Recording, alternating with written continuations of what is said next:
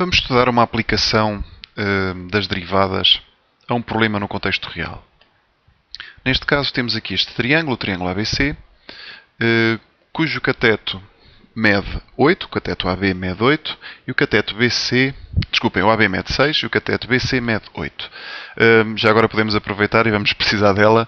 Podemos calcular também a hipotenusa, isto com o teorema de Pitágoras, chegávamos à conclusão que a hipotenusa da função mede 10. Portanto, é um triângulo pitagórico, os catetos e as hipotenusas são tudo números inteiros certinhos.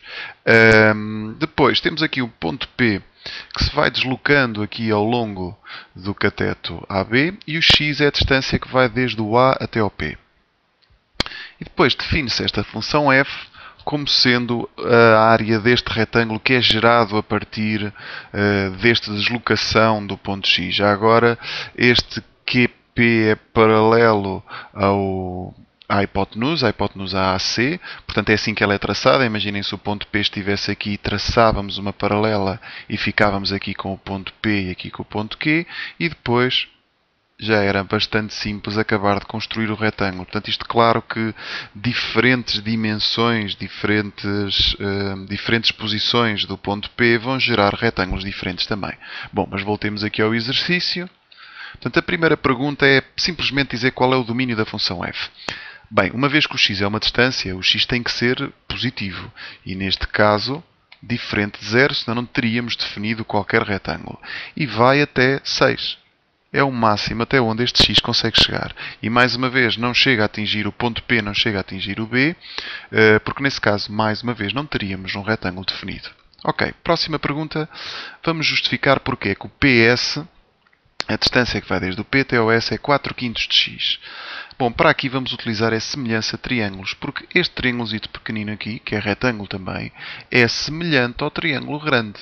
Porquê? Porque ambos são retângulos e tem este ângulo agudo aqui em comum. Portanto, tem os três ângulos iguais. Está bem? Como a soma dos ângulos tem que dar 180, este triângulo pequeno tem que ser semelhante ao triângulo grande. Sendo assim, a hipotenusa do pequeno x está para o cateto maior, que é PS, assim como a hipotenusa do grande, que é 10, está para o cateto maior, que neste caso é 8. Pronto, então, feitas as contas, o PS dá 8x sobre 10, que dão os tais 4/5 de x.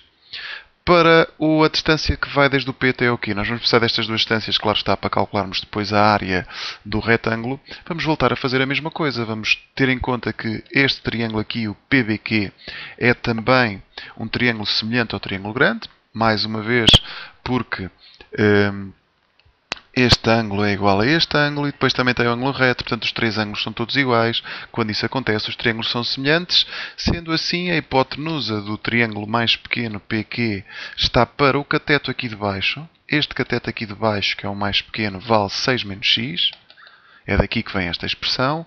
Assim como a hipotenusa do grande, que vale 10, está para o cateto do pequeno, que vale 6. Portanto, feitas as contas, o PQ fica igual, desculpem, não é vetor, fica 10 vezes 6 menos x, tudo a dividir por 6, que dão os tais 5/3 de 6 menos x. Está feito. Pronto, isto seria talvez a parte mais chata desta pergunta. Depois, a partir daqui, tudo tem a ver com o estudo da monotonia, de derivar funções, construir o quadro de sinais, essas coisas todas. Portanto, vamos primeiro obter uma expressão analítica da função f, sendo a função f a área deste retângulo, basta multiplicar. Portanto, a área do retângulo é igual a PS vezes PQ, que no nosso caso fica 4/5 de x a multiplicar por 5/3 de 6 menos x.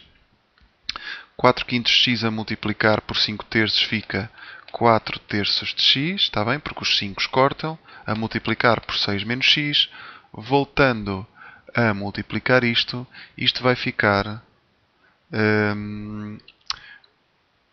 24x sobre 3 menos 4x ao quadrado sobre 3. Está bem? Podemos deixar isto ficar assim, ou aqui podemos simplificar um pouco mais.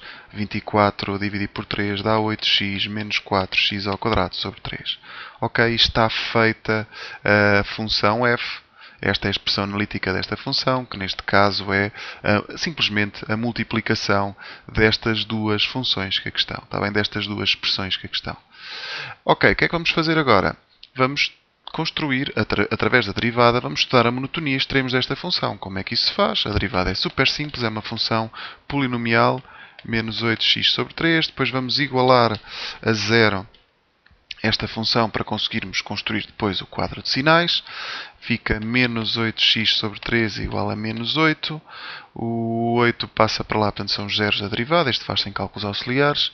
O 3 passa para lá a multiplicar, o menos 8 passa a dividir e fica simplesmente x igual a 3. Então o nosso quadro de sinais começa em 0, passa pelo 3 e acaba em 6. Porque é que este quadro de sinais não vai desde menos infinito até mais infinito, como seria de esperar num estudo normal de uma função? Porque esta é uma função que está associada a este problema aqui. Recordem que o domínio da função ia desde 0 até 6 e até no ponto 0 e no ponto 6 a função nem sequer estava definida.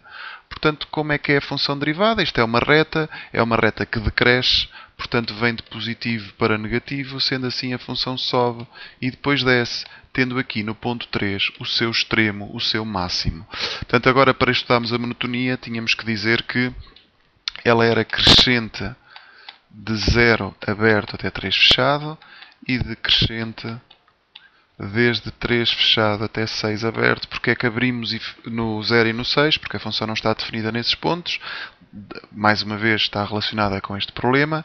E no 3 normalmente fecha-se, a não ser que a função não esteja, por algum motivo não esteja definida. O máximo dela vai ser o f de 3, que podemos calcular muito rapidamente. Vamos aqui à função. 8 vezes 3 menos 4 vezes 9 a dividir por 3. 8 vezes 3 volta a ser 24. Aqui dá 12, portanto a área do retângulo, a área máxima do retângulo é 12. A função não vai ter mínimos, porque no ponto 0 e no ponto 6 a função não está definida, está bem? Senão, se por acaso aqui fosse fechado o intervalo, teríamos que calcular também os mínimos, porque a função tem um comportamento assim, não é? Sobe e depois desce. Ou seja, aqui vai ter o tal máximo e nestes pontinhos teria o mínimo se ela tivesse definida. Como temos aqui um círculo aberto, ela nunca chega a atingir o mínimo. Ok, e agora a linha E está respondida automaticamente a partir da linha D. Portanto, este tipo de problemas é sempre bom treinar estas coisas. Então, quando forem dadas as funções trigonométricas e as derivadas das funções trigonométricas, vão surgir muitos problemas do género. É muito raro o exame onde não aparece um exercício deste género, em que nós temos que pegar numa determinada figura e a partir dela obter uma função associada a áreas, volumes, o que seja. Portanto, este tipo de exercícios, começar já a treinar isto para o tipo de funções que é permitido, porque por enquanto ainda não podemos falar de senos, cossenos e tangentes, mas pelo menos para este tipo de expressões acho que não é nada má ideia, tanto que se repararem, não estamos só a treinar a interpretação do problema, como também estamos novamente a ver a função derivada, a construir extremos. Portanto, isto são, mais uma vez, problemas que